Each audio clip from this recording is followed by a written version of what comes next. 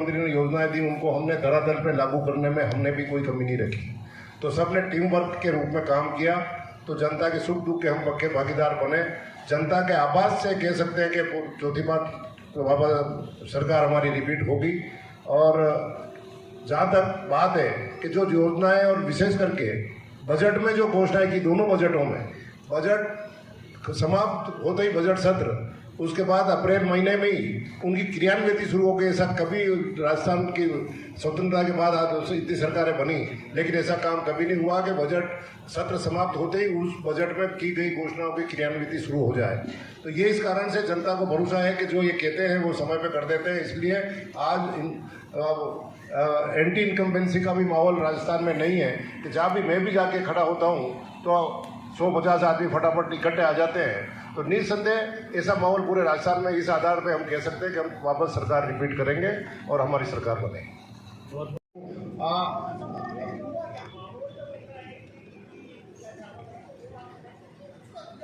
ED का छापा मेरे यहाँ नहीं पड़ा है, ईडी कभी नहीं आई। पूरे देश में जो माहौल है उसके आधार पे जोड़ दिया गया, लेकिन इनकम टैक्स वाले आए थे और मेरे भागीदार है रोड के मामले में।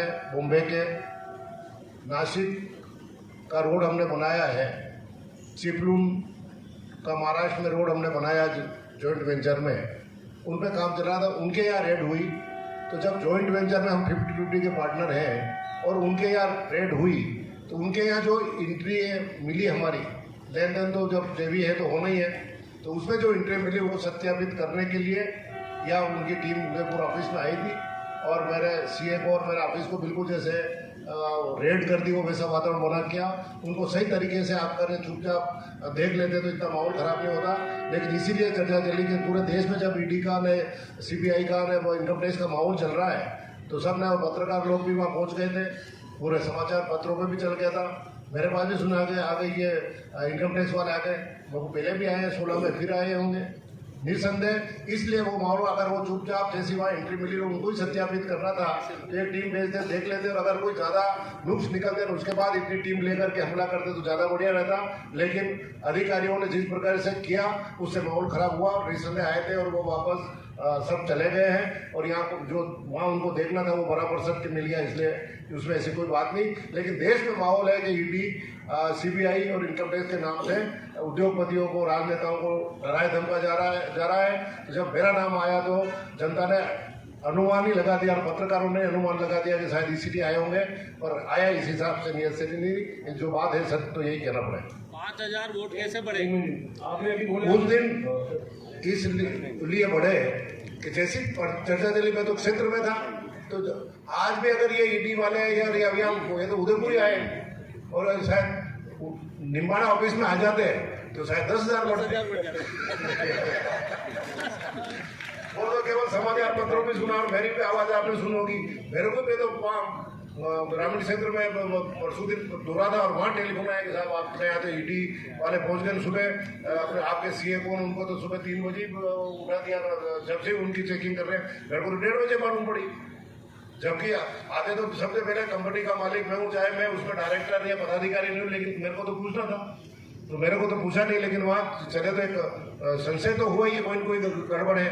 फिर टीवी वालों का फोन और ऊपर से आ गया कि इस प्रकार से आपके यहाँ रेड हुई, क्या हुआ? मैं वो अगर इस प्रकार से ये कर रहे हैं तो मेरे को और वोट बढ़ा दिया, इसमें कोई तो निश्चित होकर चुनाव लड़ रहा हूँ, उनको जो करना है जो करे, ये कहा था मैं।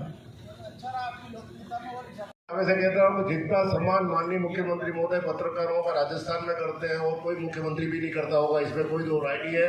आज से नहीं, जब से वो राजनीति में प्रवेश किया, जब से उनका ये मोटो पत्रकारों का पूरा सम्मान है, उन्होंने ही नियम वगैरह सब बना रखे हैं। अगर उस नियम कायदे के अनुसार सब आएगा तो सब करेंगे, नहीं तो बाकी अपनी जमात भी खूब बड़ी लंबी चौड़ी है।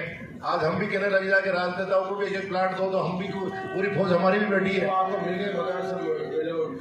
मुख्यमंत्री ने दिलवा दिए सब, वो एमएलए बनने के बाद मिले, ये भी बेचारे पत्रकार बने उसके बाद ले रहे हैं एमएलए पर। वो आप सब अपना क्राइटेरिया तय करके आ जाओ, नियम और कानून बने हुए हैं, उसमें अगर कवर होते हैं वो तो मुख्यमंत्री के अनुसार थोड़ी पहल करें, कदम उठाए, तो ये सब साथ में है। और इसमें भी गिनती के पत्रकारों को देने, सब आगे जागीरदार है, तो इसमें तो ये लिस्ट आपसे लूंगा, किससे लूंगा? ये तो जो अथॉरिटी आदमी है उससे लीजिए आप। जो नियम और कानून बने हुए हैं पूरे, अगर उसमें कवर हो रहे हैं बात है, तो मेरी तरफ से ये पत्रावली नहीं रुकेगी। चेयरमैन साहब भी हमारे नगर पालिका के यहाँ बैठे हुए हैं, मैं भी बैठा हुआ हूँ, निसंदेह उसमें मैं हमारी तरफ से कोई कमी नहीं रहेगी। और मुख्यमंत्री महोदय और सरकार से अनुमोदन कराना होगा तो करा देंगे कि जब मुख्यमंत्री कह रहा है कि सब पत्रकारों को प्लाट देने हैं और वो पीड़ा आपकी वाजिब है, ये नहीं कह रहा हूँ कि सबके पास, बाकी में जो आप कह रहे हो वो बात भी सही है। तो अगर जो कोई डिस्टेंट है और नियम पालन में आते हैं तो उस योजना को आगे बढ़ाएंगे। जल्दी हो जाए तो मोक्षधाम का रास्ता भी वही है, जल्दी ठीक होना चाहिए, लेकिन अभी तक वो धीमी गति से चल रहा है। उस ठेकेदार ने हमारे से ज़मीन मांगी कि ये गौशाला की ज़मीन हमें थोड़े दिन के लिए दे दो, जब हम काम कर पाएंगे, हमारी मशीनें और प्री कास्ट के लिए हमें ज़मीन चाहिए, तो ज़मीन भी उपलब्ध कराई। लेकिन वो ठेकेदार भी ठंडा मिला और सरकार का, रेलवे का भी ज़्यादा ध्यान नहीं है, इसलिए वो विलम्ब हो रहा। बाकी नगर पालिका की तरफ से सब पैसा हमने पूरा जमा करा दिया है, तकाजा भी बराबर कर रहे हैं, लेकिन काम धीमी गति से चल रहा है। अभी महीने भर से बंद था, जो वापस अभी 8 या 10 दिन पहले तकाजा किया जब शुरू हुआ है, लेकिन प्रयास करूँगा कि वो जल्दी से जल्दी हो जाए तो और राहत हो जाए। संहिता लग गई कल 1 तारीख है, कल टेंडर खुल जाएंगे। अगर आचार संहिता मतलब चुनाव आयोग हमें परमिशन दे देगा, टेंडर खुल गया तो मशीन महीने भर के अंदर अंदर ला के स्टार्ट कर देंगे। बजट भी है, पैसा भी है, टेंडर भी हो गया है। टेंडर खुलेगा कल, टेंडर भी आ गए, फ्लोट हो गए, लेकिन खुलने की तारीख कल है।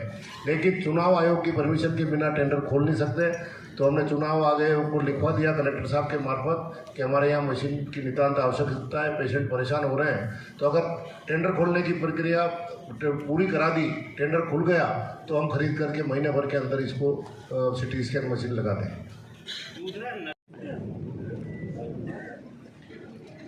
निश्चित रूप से शहर में जो मेले का आयोजन हुआ, उसमें कर्मचारियों को दशहरा मेले में काफ़ी बड़ी मात्रा में वहाँ लगा दिया गया है। शहर में सफाई व्यवस्था पुनः सुचारू रूप से व्यवस्थित हो जाएगी।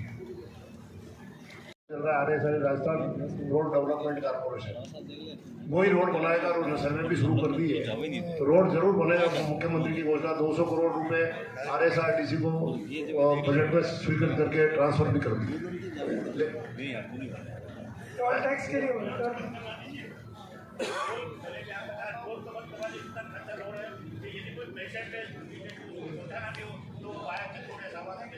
हाँ, ये बात बिल्कुल सही है, परेशानी है रोड की, और टोल कर्मियों के द्वारा भी ज़्यादा ध्यान नहीं दिया जाता। अव्यवस्था वहाँ फैला रखी है, 2-3 बार चिट्ठी लिख दी, लेकिन